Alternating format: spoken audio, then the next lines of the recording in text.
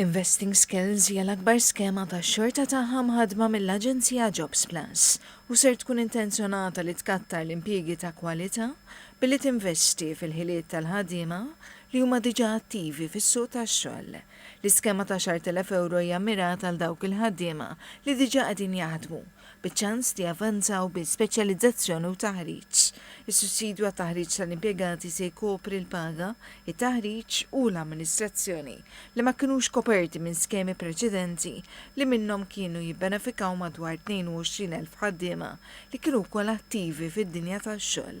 Għal din l-iskema kienu allokati €7,600,000. Il-Ministru għall-Intern, Sigurtà Riformi u Ugwaljanza, Byron Camilleri, għal l-iskema hija intenzjonata li tinċentiva lil dawk li jħadmu biex jinkoraġġixxu lil ħaddiema biex ikattru, jimmodernizzaw u jispeċjalizzaw fil-ħiliet u fl-abbiltajiet tagħhom. Il-Ministru qal li Malta qed esperjenza tkabbir ekonomiku fis-suq tax-xogħol li kompla jissaħħa bit-tkabbir ta' 6.5% u bil-ħolqien ta' 18,000 job ġdid. Irreferaw wkoll għar-rata baxxa ta' qatt li hija ta' madwar 3.2%. Għal il-kejl ta' suċċess fid-dinja tax-xogħol jiddependi fuq ir-rata ta' attività u fuq il-ħiliet tal-ħaddiema fis-suq tax-xogħol u li l-iskema tal-Jobs Plus tirrikonoxxi lil dawk l-intrapriżi li qegħdin jarfu l-bżonn li jkattru u li jaġġornaw il-ħiliet tal-ħaddiema tagħhom.